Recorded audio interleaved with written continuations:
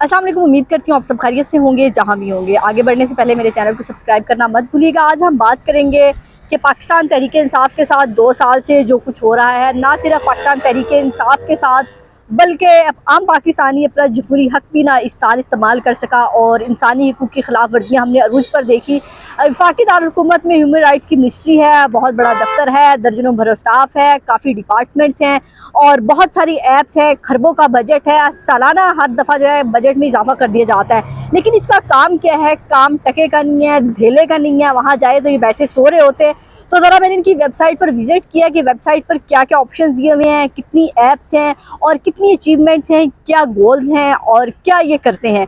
तो वेबसाइट पर मैं गई तो बहुत नाकामी हुई मुझे कि 2018 के बाद अपनी अचीवमेंट रिपोर्ट जो है ह्यूमन राइट्स जो है वो नहीं जारी कर सका। इनके 2018 के बाद इन्होंने कोई काम ही नहीं किया, इस काबिल कोई काम नहीं था जो वेबसाइट पर अपलोड किया जा सके। इसके साथ साथ इनके पास ज़ारा अलर्ट ऐप है, ज़ैनब अलर्ट ऐप है और इसके बाद कंप्लेंट सेल सिटीजन पोर्टल बनाया हुआ है। फिर उसके बाद हेल्पलाइन है कि अगर किसी भी पाकिस्तानी को किसी के भी साथ कहीं ज़्यादती हो रही है, किसी बच्चे को अगवा किया जा रहा है, किसी बच्चे के साथ कुछ हुआ है, किसी खातून के साथ कुछ हुआ है, इनके ह्यूमन राइट्स से रिलेटेड जो भी मसला है आप हेल्पलाइन पर कॉल करेंगे तो फ़ौरन जो है ह्यूमन राइट्स की जो मिनिस्ट्री है वो इस पर एक्शन लेगी। लेकिन अगर आप हकीकत में देखें तो यहाँ पर कुछ भी नहीं किया जाता। डिपार्टमेंट्स अगर बताऊँ तो 4 मुख्तलिफ इंतजामी विंग्स हैं, 4 कमीशन हैं, 5 वेलफेयर सेंटर हैं, 2 वेलफेयर फंड्स होने के बावजूद वजारत इंसानी हकूक़ की आज तक जो है मुजरिम किसी को भी ना पकड़ सकी। जब ह्यूमन राइट्स की जो है कमेटी होती है हम उसमें भी जाते हैं तो वहाँ पर जो मसाइल उठाए जाते हैं, वहाँ पर जो भी ह्यूमन राइट्स की मिनिस्ट्री से बंदा आया हुआ होता है, सेक्रेटरी आया हुआ होता है, जो भी आता है वो जवाब देने में कासिर होता है, उसके पास जवाब भी नहीं होता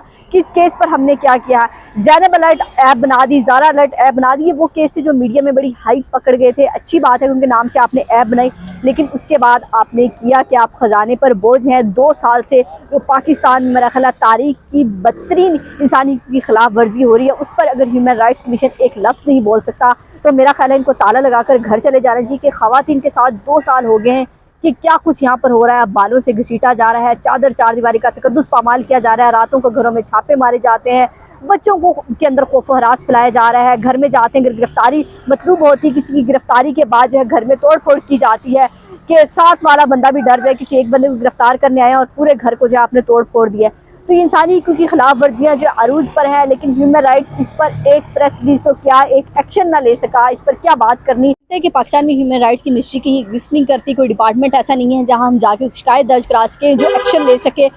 लेकिन बदकिस्मती से इदारे भी मौजूद हैं, बजट भी उनका मुख्तस किया जाता है, वहाँ पर डिपार्टमेंट भी हैं, स्टाफ भी है, भरपूर ऑपरेशन ऑफिस है, लेकिन पाकिस्तान की आवाम के लिए वो गैर फाल है कि वहाँ पर उनके लिए कोई काम नहीं किया जाता। तो ह्यूमन राइट्स की मिनिस्ट्री को डूब मरना चाहिए कि रोज़ाना कैसे वाक़यात हो रहे हैं। तहरीक इंसाफ को तो छोड़ ही देना, इसके अलावा भी इस्लामाबाद की हदूद में हम देखें कि रोज़ाना जो है बच्चों के साथ ज़्यादतियाँ हो रही हैं, ख़वातीन के साथ हरासमेंट के केसेस हो रहे हैं, या लोगों को जो है यहाँ साफ़ पानी पीने को नहीं मिल रहा है। ये भी ह्यूमन राइट्स के ज़ुमरे में आता है, किसी को साफ़ पानी का मैसर नहीं है। फिर उसके बाद यहाँ पर अगर आप आटा लेने जाते हैं, ख़वातीन को लाइनों में लगना पड़ता है, वो आटा भी साफ़ नहीं है। तो ये तमाम तर चीज़ें जो ह्यूमन राइट्स के ज़ुमरे में आती हैं, लेकिन ह्यूमन राइट्स शायद अपनी ज़िम्मेदारियाँ जानने से कासिर है, वो जानना नहीं चाहता कि पाकिस्तान में क्या हो रहा है, और अगर बोलेंगे तो शायद हमें भी उठा लीजिए। इनके ह्यूमन राइट मिनिस्ट्री को भी शायद ये खौफ हो कि क्योंकि आजकल पाकिस्तान तहरीक इंसाफ के हक में जो भी बोलता है तो उसको कहीं ना कहीं थ्रेट मिलना शुरू हो जाते हैं। तहरीक इंसाफ का अपनी गाड़ी पर झंडा लगाना भी एक जुर्म बन चुका है। तो इस दौर में ह्यूमन राइट्स को तो सबसे अहम किरदार अदा करना चाहिए था, तारीखी किरदार अदा करना चाहिए था कि सहाफ़ियों की ज़बान बंदी कराई जा रही है, लोगों को नौकरियों से निकाला जा रहा है, ख़वातीन को घरों से उठाया जा रहा है। तो तारीखी किरदार होता और लगता है कि ह्यूमन राइट्स की मिनिस्ट्री है कि पाकिस्तान में इंसानी हकूक़ की खिलाफ वर्जी पर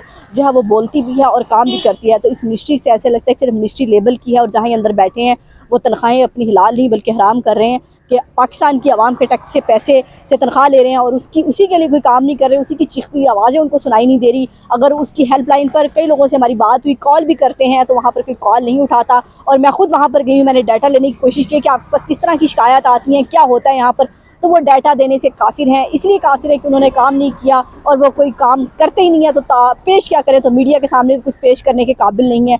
और रही बात फिर मीडिया की, मीडिया भी उनको कुछ दिखाता नहीं कि मिनिस्ट्री है बस बनी हुई है, और वो जो है डायरेक्ट वो कहते हैं हम कोई केस भी नहीं लेते। कोई अगर सुबह से कोई केस आता है, कोई बड़ी हाई मचती है तो उस पर हम जो है कोई चेक एंड बैलेंस करते हैं, इसके अलावा हम डायरेक्ट यहाँ पर केस भी नहीं लेते। तो अगर डायरेक्ट केस नहीं लेते तो वज़ीर-ए-आज़म को चाहिए इस मिनिस्ट्री को बंद करें ताकि ख़जाने पर का बोझ कम हो। अपना और अपने प्यारों का बहुत ख्याल रखिएगा, हमें दुआ में याद रखिएगा। अल्लाह हाफ़िज़।